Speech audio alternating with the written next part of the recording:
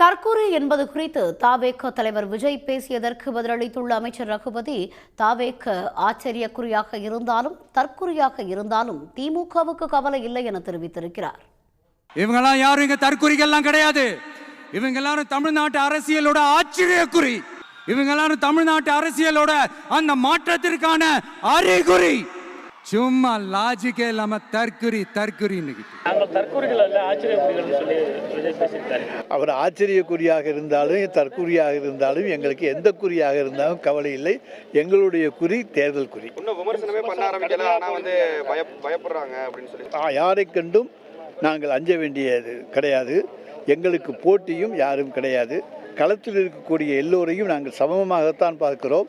அவர்கள் எல்லோருமே எதிரிகள் தான். எதிரிகள் என்றால் அரசியல் எதிரிகள் தவிர தனிப்பட்ட முறையில் யாரோடும் எங்களுக்கு எந்த விதமான பகைமையும் எதுவும் கிடையாது.